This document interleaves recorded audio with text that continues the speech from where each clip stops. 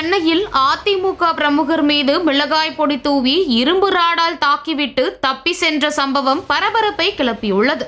சென்னை கேசி garden 5வது தெருவை சேர்ந்தவர் வினோத்குமார். இவருக்கு வயது 46. அதிமுகவில் கொளத்தூர் கிழக்கு பகுதி பொறுப்பாளராக உள்ள இவர் ஆகஸ்ட் மாதம் 20ஆம் தேதி மதியம் 2 மணி அளவில் திருவிக நகர் 16வது தெரு வழியாக செல்லும் போது முகத்தில் முகமூடி அணிந்து வந்த மர்ம நபர் பின்பக்கமாக வந்து வினோத்குமாரின் மீது மிளகாய் பொடியை தூவி சரமாரியாக இரும்பு ராடால் அடித்துவிட்டு தப்பி சென்றுள்ளார். பெரியார் நகர் அரசு மருத்துவமனையில் சிகிச்சைக்காக சேர்க்கப்பட்ட வினோத்குமார் திருவிக நகர் காவல் நிலையத்தில் இச்சம்பவம் குறித்து புகார் அளித்தார். திருவிக நகர் போலீசார் இதுகுறித்து வழக்கு பதிவு செய்து விசாரணை நடத்தி வந்த நிலையில் திருவிக நகர் எம்ஜிஆர் தெருவை சேர்ந்த 36 வயது மதிக்கத்தக்க வாசுதேவன் என்ற நபரை போலீசார் கைது செய்தனர். இவர் அதிமுகவில் 66வது வட்ட பாக முகவராக உள்ளார். கடந்த 19ஆம் தேதி வினோத்குமாருக்கும் வாசுதேவனுக்கும் இடையே வாக்குவாதம் ஏற்பட்டதில் வினோத்குமாரை குடிகாரன் என்று கூறியதில் வாசுதேவனை அடித்துள்ளார் வினோத்குமார். இந்த சம்பவத்தை மனதில் வைத்துக் கொண்டு